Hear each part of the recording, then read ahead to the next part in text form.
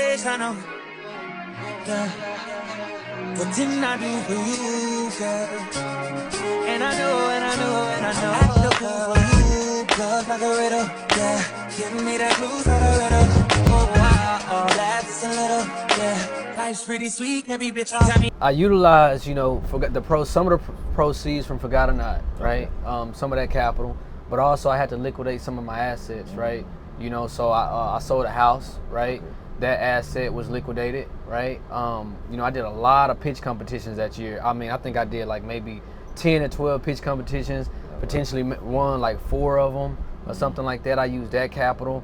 I even sold my car, I had all my life, I always wanted an Escalade, right? Okay. And once I got the Sprinter van, it was like 70, so I bought that in cash. But it was gonna cost like another 60 to like put windows, seats and everything else like that in it. So I had this Cadillac, and man, I sold it. I sold that truck, and I used that proceeds to get the windows and everything else like that.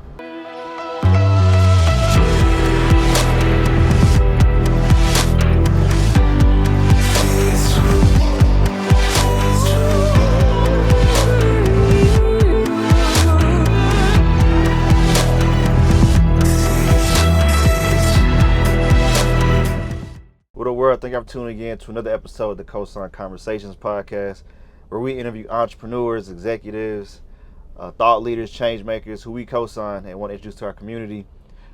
This is a new season 4 of COSIGN Conversations. And as you can see, we're in a new atmosphere, new aesthetic, ambiance, feng shui, whatever you want to say. Season 4 is brought to you by COSIGN and Tide DFW. Tide Luxury Transportation, the #1 luxury transportation service company in the DFW, soon to be the world. So without further ado, I have my guy, my friend, Jason Hendricks, founder of Tide. How you doing, my guy? Oh man, I'm good, man. Appreciate you bringing me in. Man, of course, man. Feeling real luxurious right now. Oh man, that's the best way to be. Nah, definitely, man. So I mean, of course, I know your backstory, and I kind of want to introduce the world who maybe haven't been so familiar with Tide as of yet, right? So I know you started, as a from South Dallas, right? But kind of tell us when you had the entrepreneurial bug. Like, when did that hit you? Man, I think I've always had the entrepreneur buzz. Just kind of growing up in South Dallas, in that environment, you gotta use what you have to be able to kind of get ahead. So, yeah, sure. I was selling bubble gum at school. Okay. That was a minor sign. But I was just using the money just to go buy snacks or to buy a lawnmower. And so it's those little things like that that stick with me to today. Got you, man. So after high school, you went straight to the military, is that right? Yeah, I went straight to the military. Okay. What made you decide the military out of all things? Man, just kind of looking at my environment and my situation, I always wanted a piece of that pie, right? Okay. I see people, driving nice cars, big houses, and at the time I'm like, I want a piece, but I need an escape route. I need some type of guidance, and so, right. For me, the military was escape. It was an escape route for me. What did you learn from your time in the military? Man, I know a lot of people say they learn discipline, structure. What about you? I would honestly say the same. Okay. A lot of my friends, a lot of people around me would say I'm structured, right? Okay. Everything I do, I like to, have it in order. Right. From the moment I wake up, everything is planned. I function. I think a lot of that has to do with the military. Okay. If you didn't go to the military, what do you think you would have done after high school? Man, I'd probably be on the block. I'd definitely be on the block. Nah, for real? For sure, yeah. I'm gonna be honest. When I thought about joining the military, man, I actually took the ASVAB test and everything, but it was either military or going overseas as a contractor. Yeah. And as a contractor, you make a lot more money, and you can leave whenever you want to. And I knew the Army was going to send me to Afghanistan anyway, so I was like, do I want to go with the Army or do I want to go and make some money? So that's what actually helped me catapult COSIGN. Was I went over there 2 years, stacked up the bread, came back, and started COSIGN. So post-military, what did you do to transition to entrepreneurship? Man, that's a good question. I went straight to entrepreneurship, to be honest. I mean, of course, I went to college. I did some studies at Texas A&M. Okay. At Strayer University. And from there, I was just trying to, figure out what I was good at the time, trying to find that why. I was field artillery in the military. So, I was a lot of weapons, a lot of blowing stuff up, and it was kind of hard to find a job in the civilian sector doing that. And so, college was like a way for me to pick up some business acumen, learn some business skills, and I applied that to my own business at the time. Okay. What exactly would you say is that one thing that you say that you did apply into owning your business? When you say I apply, what do you mean? So like something you learned, cause I feel artillery is just blowing stuff up. So like you trying to blow stuff up literally? No. Not messing with you. Nah, I mean, I really, I would really say, I learned the persistency, the art of persistency. Okay. And it may not be from a level of like, book knowledge on how to be persistent, but like Right. I think, the art of persistency is a key trait, a key skill you need to have as an entrepreneur. So. Nah, for sure. I would say that, being persistent and consistent is almost similar. I mean, like a lot of times you'll win just by being consistent.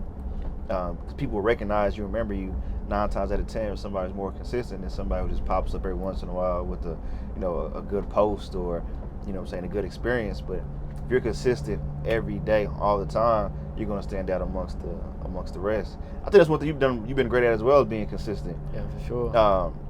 Starting a new company, Tide is only 2 years old. How have you been able to be consistent with it?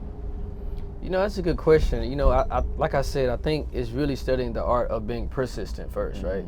I feel like persistency will help you get you what you want, and consistency will actually help you keep it. And so for me, I'm steady practicing how to be persistent and keep going, right? And that creates a consistent buzz, right? Gotcha. I just really try to be persistent at being consistent, right? Gotcha. So even when I find myself not being consistent, like I'm restarting the clock and I'm starting over and being persistent again until I'm consistent over time. That's the gym right there, man.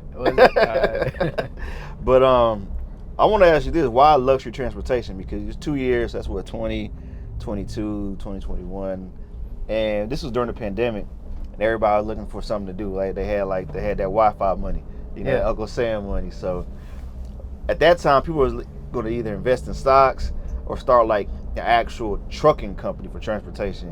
Why did you decide to go left and do luxury transportation when everybody else was trying to do more like stocks and and actual like 18-wheelers or box trucks? Yeah, man, for me, I've always been big on quality of service.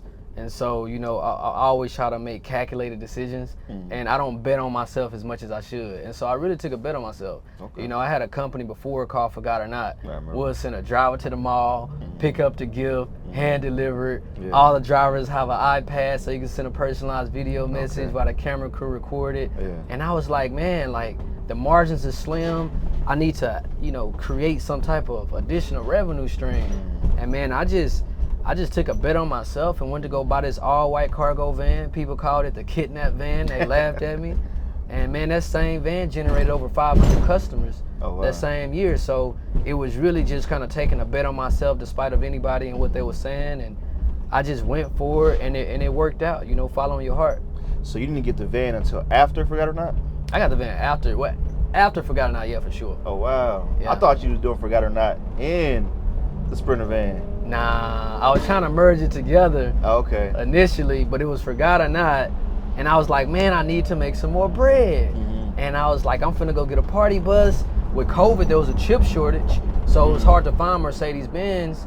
It was a short on all their vehicles, so they don't even make passenger vans anymore. They only had cargo vans, so I was put in a position to where I had to convert a cargo van into a passenger van and add that as a business model to Forgot or Not.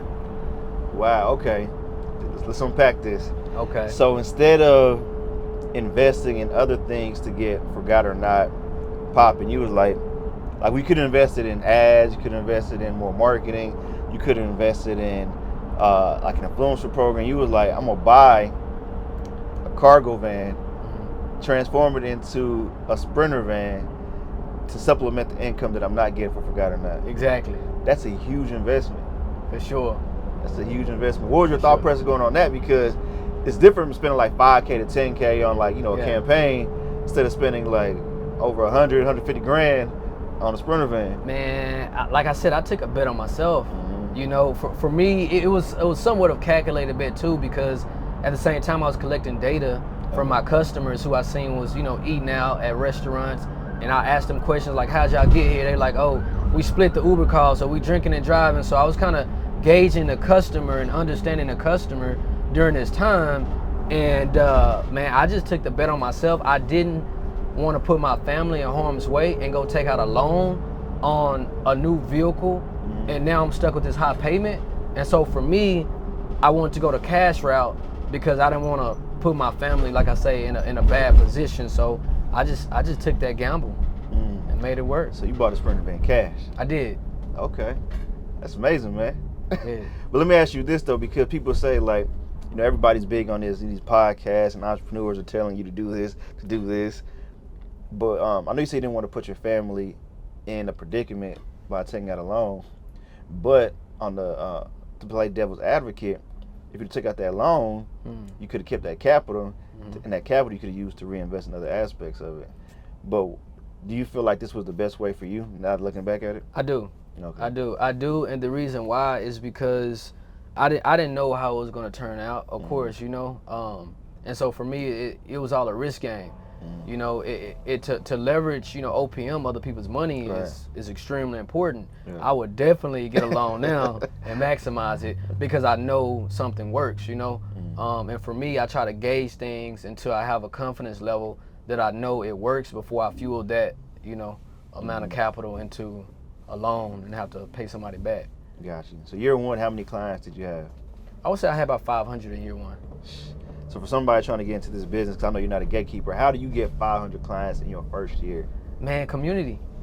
Community is humongous, right? So community, networking, being everywhere, selling it, make it happen, you know? But it's really not all me, to be honest. I can't take all the credit. It's really the people around me. You know, I got some really cool people around me who put me in a lot of doors. Man, no, that's amazing. You brought up networking.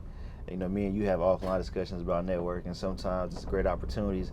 Sometimes it's a waste of time. You know, honestly, going into, you know, this year, what's your thoughts on networking? Because sometimes you're losing a lot more time and value and workflow by having to stop, prepare, go to this networking event. It might be a bust. Then also have to drive home, debrief, and get ready for the next day. And then you hear like some people on the internet or some people who are successful business owners who created tech companies who's never been outside networking, right? So what are your thoughts on networking and going out to networking events? Man, that's a real good question. I mean, networking events are important, especially when you first starting out and you trying to kind of get your name out. But then as you kind of grow, you really want to be intentional about what networking events you go, maybe doing some research before you go, and kind of attend those. A lot of times when I do attend networking events, it's really to kind of to support, you know, friends for the most part. But outside of friends and family who's networking, man, I'm researching to see who's there. Is it Toyota there? You know, is it Lexus there? Like, who's there that I want to close a deal with?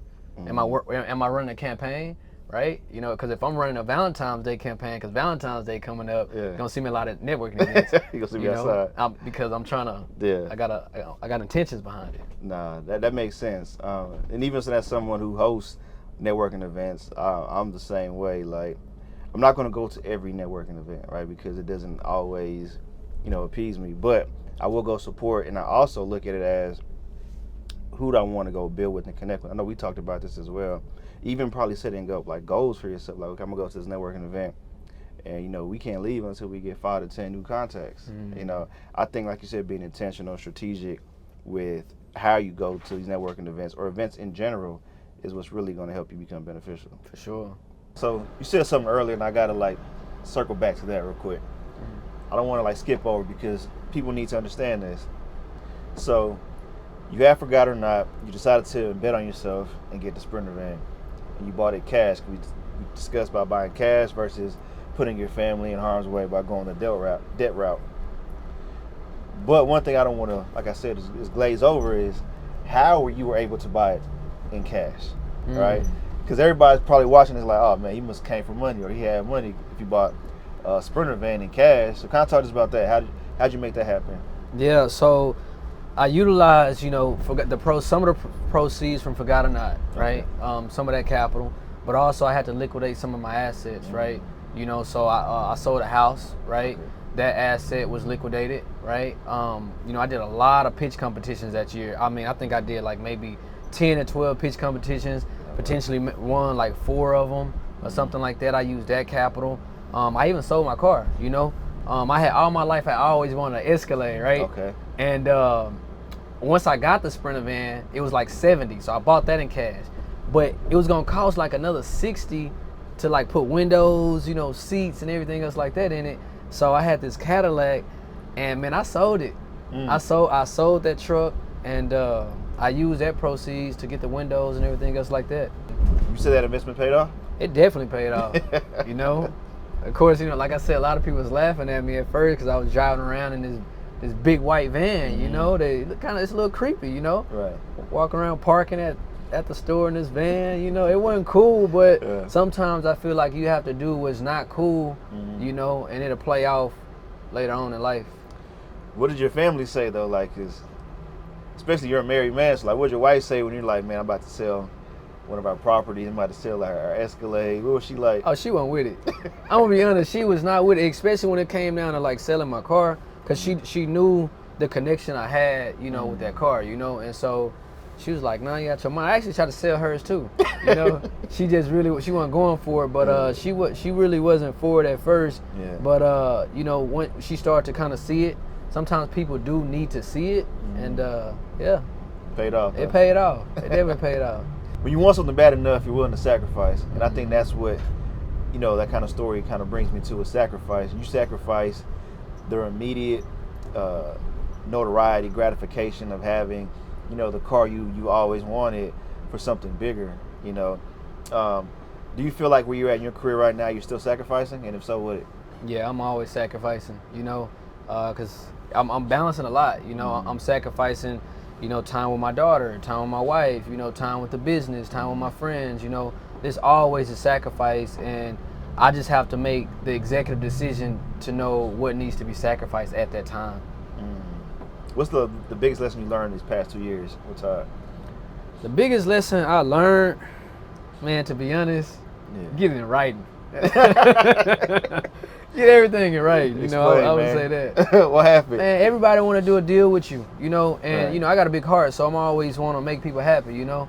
And sometimes I just go off a person's word, and so, you know, these last few years I learned that I can still have a good heart, but I need to put my heart on paperwork and make them sign, you know. So I learned that. So how do you deal with like bad deals, negative feedback? Like, how do you take constructive criticism in your business? Yeah, bad deals happen, but it's never a loss for me. I really don't really feel like I lose, because I'm learning what not to do. And when people put me in situations like that, it's actually helping me perfect my system and my processes. Okay. And so now it's a part of my SOPs, it's in my contract. You know, every time somebody find that gray area, that loophole, it's helping me get better. And when it comes down to, you know, criticism or feedback, I love it. You know, I'm always calling customers trying to figure out how we can get better, you know, because that's how you do get better, is you constantly improve getting customer feedback. You know, everything is about customer feedback for me. I built this business, of course, by metrics and KPIs, but really customers' feedback. From the lights to the seats to the TVs to the sound. So what are you hearing right now, like in 2024, what do you hear from your customers that you want to implement soon? They want a new truck. You know, so I hear a lot of my clients, they want the new body style, you know, Cadillac, the Escalade. You know, I constantly hear that. You know, so I'm taking that feedback and I'm like, okay, all right, let's put this in a plan. Let's make our customers happy. Okay, so talk about that. So you want to upgrade your fleet. How do you go about doing that? Like, because if everything's already working, like, how do you go about doing that? Are you going to buy this next one in cash? Are you going to liquidate some assets to get this new one? Kind of walk us through, like, how you're going to get your new body style Escalade. I'm definitely not buying it in cash. I'm definitely going to utilize other people's money at the stage to where I am now. And I can utilize, you know, things that I do have as collateral to access more capital, right? You know, so instead of, you know, spending $100,000, I can just take 20 grand of that, use that as collateral, and go get $100,000 and use that 20 grand of collateral. So that's the process I would take to expand. So how many vehicles are within the Todd fleet right now? 6. Okay. Walk us through how you went from the white kidnapping van to 6 vehicles, and these are all high-ticketed automobiles. Like these are Mercedes Benz and Cadillac Escalades. So like, How do you grow to a fleet of 6 in 2 years, man? Man, that's a real good question, man. And I never really even thought about it because I'm moving so fast and I'm living it that sometimes I don't even know that I'm doing it. I'm just making these moves, and so You're in it. because I'm in it, you know, it's like playing football. You don't see the football players, you know, entertaining the guests and the fans, right? They head is in the game, and so same thing for me. And so to answer your question, I guess more directly, you know, it went from the van to, I noticed that a lot of customers, they wanted an airport run, but the van was too big. Mm-hmm. So I'm like, okay, man, I need something smaller. So then I go purchase another vehicle. Then now I'm at capacity, right? Now we got too many customers to where one Sprinter van and one Cadillac, it just won't cut it. Mm-hmm. So then we need to get another Cadillac, right? Okay. And we kind of expanded the fleet. And of course, looking at the numbers, the Sprinters, they profit the most. So of course, we want to continue to do what works, which are the Sprinters. Got you. And this past year, you brought another Sprinter. That we're in right now. Can I tell you how that process has been, man? Because I know for a while, Ty did a crowdfunding campaign to convert, reach 90% of the goal, and then instead of converting, actually get a whole new Sprinter vehicle. Mm-hmm. Talk about the process of that and what made you want to get another Sprinter. Man, customer feedback. Mm-hmm. You know, like I said, I know I keep on hitting over and over again, but a lot of customers were saying they wanted a different seating style from the other Sprinters that we had. And so, you know, really surrounding yourself around people who want to uplift you and push you forward, right, to help you accomplish that. So shout out to a lot of people behind the scenes who actually made this come true. That's what's up. So let's talk candidly now, right? Because there's a lot of times, man, where I watch interviews about, you know, a new business or, you know, get into this business. And we have seen a lot of luxury transportation companies pop up, right? Is it because it's like a luxurious, it's a sexy business to be in? Is it because the margins are high? Why do you think like this business has been attracting so many new people to enter the industry? You know, that's a good question. I think it's a need for quality of service. Okay. Because when you really look at Uber, you know, Uber, which is a public owned company, right? Mm-hmm. The quality of service isn't there. You know, the reliability isn't there. You know, a lot of times you get in an Uber and it got a scent or a smell, there's no water, right? And there's a difference between a driver and a chauffeur. And a lot of times, right, it's like comparing a Holiday Inn to a Ritz-Carlton, right? So when you look at luxury transportation compared to a public, luxury is going to be a little bit more fruitful, right? Because it's a little bit better quality of service. So what about those who say, like, Uber is a service that's utilized daily, right? Luxury transportation, a lot of people utilize it for special occasions, special events. So how are you able to offset and sustain? Because in business, you want to make money every day. Right. Right. So what's been like, I guess, the key to, like, you know, maybe attract, you know, clients and customers consistently? Yeah, great question. So of course it's all about strategy, right? For me, volume, right? Velocity, and value. Right, okay, those three V's, right? You know, and for me, I look at that and I'm looking at what you're talking about in regards to how do you stay busy, that's volume, right? And so when it comes down to volume, I'm always selling, you know, volume to my corporate accounts, right? The people who want to constantly have a transportation need, and that's going to keep us going through those slow days, right?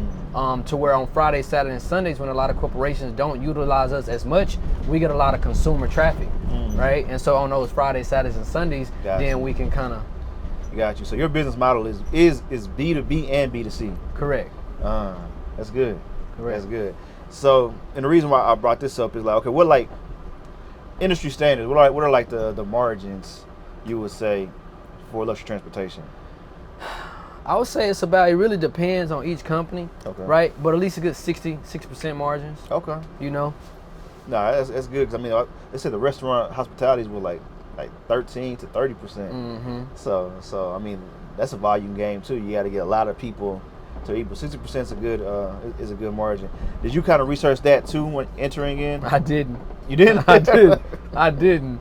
I just kind of went out there, which was the wrong way to kind of go about. I did a minimum market research. I did some competitive analysis, and I really learned, you know, as I went. I'm kind of a baby in the game, but I'm a baby with fast feet. So who would you say you would model? Is there like a company out there that you would want to model Tide after? So like for example, like I'm in media, so I look at large corporations like, I may look at like Netflix, I may look at the OWN Network, Vice, Complex, Forbes, Black Enterprise, you know what I'm saying? Is there other like luxury transportations companies or luxury groups that you look at and you're like, man, like I kind of want Tide to get to this level? Man, to be honest, I would like, in regards to the reputation, Premier and Prime, they have large market share in, the DFW area. But in regards to service, to be honest, I haven't found a company that has the same vision as mine in regards to delivering that quality and service to transform ordinary transportation into that VIP experience. I haven't really seen that, which that's what makes us different too. How did they get such a large market share? I think they've been in the game for a while, for one, right? So it's time, but I also think it's their corporate accounts, right? A lot of these people have corporate accounts. That corporate accounts funds, you can then pour into more advertising to enter new markets, right? And so, hope to answer your question. Nah, for sure, man. And I mean, I keep harping on like the 2 years, but in 2 years you managed to grow, this into a 6-figure business, man. How does that feel, bro? 'Cause people work their whole lives to get to a point to where they're making 6 figures, 7 figures, and it's kind of like you figured it out very early on. So like, what would you equate that to? Man, it's a blessing, to be honest, off top. But like I said, a lot of the credit don't really go to me. I'm just the face of it. It's really a lot of great people around me that's helping me really push this business to where it's at, and so a lot of the credit really goes to them. So honor to God and honor to all the people that are around me that are pushing us forward. So I gotta ask you this, man. This is going to be our new COSIGN Tide signature question, man. What drives Jason Hendricks? What keeps you? What keeps you going? What keeps you in motion? This may be, I was going to say unpopular, but not unpopular, but kind of traditional. But my family, my daughter. I don't want my daughter to have to grow up the way that I grew up, right? I want her to have a head start in life, and so for me, I really want to build legacy, and not even just through my daughter, but I want to impact others, and that impact of me having desire to impact others, it really drives me, because I'm always competing with myself every day. I mean, you know me personally, like I compete with myself. Last year goes to this year goes, and I want to be a better version of myself to create legacy, so someone else can try to outperform or use it as a model. And when it comes to like the future, like where do you see the future of Tide? Where do I see the future of Tide? I see us being global as the luxury transportation leaders in regards to transforming the way people view being chauffeured. Because right now people think Uber is being chauffeured. It's not being chauffeured. So I really want to take the lead on that, and I see us at the top. Would you rather have a personal chef or a chauffeur?